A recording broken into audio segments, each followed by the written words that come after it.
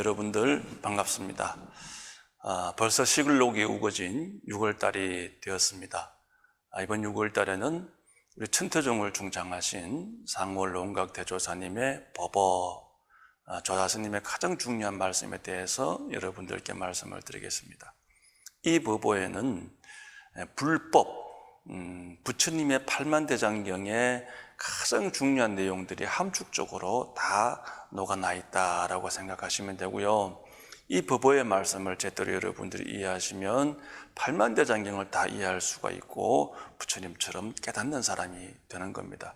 그만큼 중요한 말씀이다라는 내용이 되겠는데요. 첫 번째는 실상은 무상이다라는 말씀이 있죠. 실상, 진실된 모습이다라고 하는 겁니다.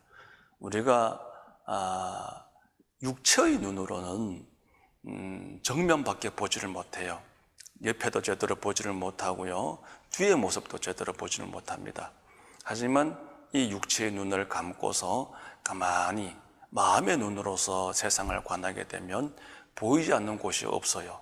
우리가 태양은 눈으로 똑바로 볼 수가 없지만 여러분들이 눈을 감고 태양을 바라보고 달을 바라보면 모든 것을 다 바라볼 수 있게 되죠.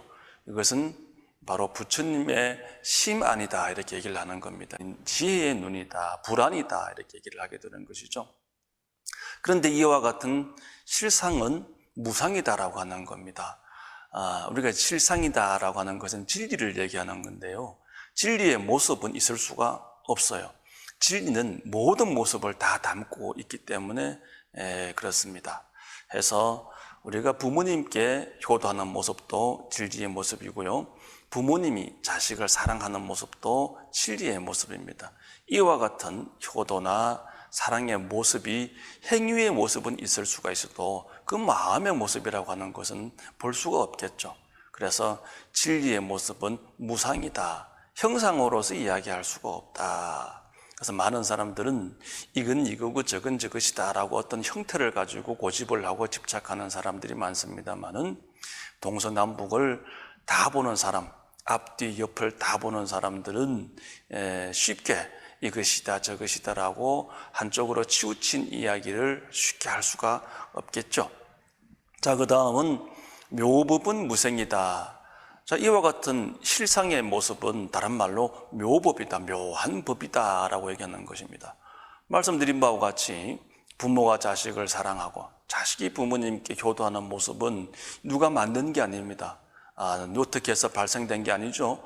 아득한 옛날부터 지금까지 그리고 아득한 미래에까지 늘 그와 같이 유지가 되고 지속이 되는 모습이 바로 이와 같은 진리의 모습입니다. 그래서 이것은 무생입니다. 나는 것도 아니고 멸하는 것도 아닌 불생불멸의 모습이 진리다, 실상묘법이다 라는 것이 되겠죠.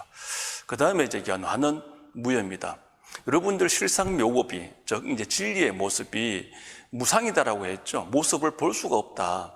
하지만 그래도 모습으로서 나툴 수 있는 무언가가 있다면 연꽃의 모습이다라고 이제 부처님께서 말씀하신 거예요.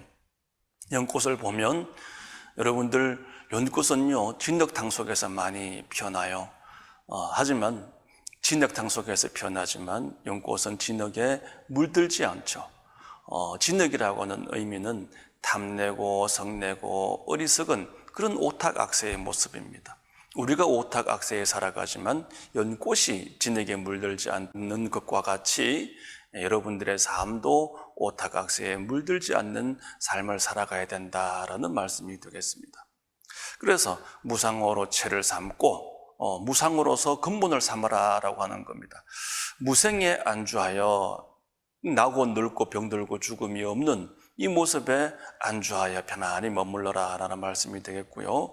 무용으로 생활을 하면 연꽃처럼 물들미 없이 생활을 하게 되면 이것이 곧 무상볼입니다. 한없이 높은 큰 깨달음이요 무의 해탈입니다. 걸림없는 행복이요 자유입니다. 그 다음에 무한생병의 자체 구현이다. 사람은 누구나 나고 죽는 고통에 시달리고 있습니다. 그러나 진리를 깨닫게 되면 생사의 고통에서 벗어나게 되는 것입니다. 이것은 누가 가르쳐주는 것이 아니라 스스로 체득하고 깨닫는 것이죠. 그렇기 때문에 자체 구현이다라는 표현을 쓰게 됩니다. 마지막으로 가장 중요한 대목이죠. 일심이 상청정하면 처처에 연하게 아니라. 일심, 한 마음입니다. 여러분들 마음속에는 어떤 마음들이 간직되고 있나요? 중생들은 수많은 생각과 수많은 마음으로 번뇌를 하고 고민을 하고 있습니다. 하지만 지혜로운 사람들은, 부처님은 생각이 많지가 않죠. 고민이 많지가 않습니다. 일심입니다. 이 일심의 모습은 다른 모습으로 청정한 모습이다, 번뇌망상이 없는 모습이다 라고 할 수가 있습니다. 우리가 짧은 순간에는 번뇌망상이 없는 청정한 모습을 간직할 수 있지만 늘 한결같이 유지하기가 쉽지가 않습니다. 그래서 조자스님께서는 일심이 상청정해야 된다. 다시 말해서 어떤 순간, 어떤 상황에서도 항상 맑고 청정함을 유지해야 된다. 이와 같은 삶이 유지가 된다면 처처에, 그러니까 가는 곳곳마다 연화가 아니라 연꽃이 만발하듯이 여러분들의 삶도 이와 같은 연꽃처럼 행복하고 향기롭고 아름다운 삶이 될 것이다 라고 하는 것이 조자스님의 법어가 되겠습니다. 여러분들도 늘 조자스님 법어를 새기셔가지고 한 마음이 맑고 청정한 삶이 되어서 연꽃의 향기가 여러분 주변에 가득하기를 바랍니다. 감사합니다.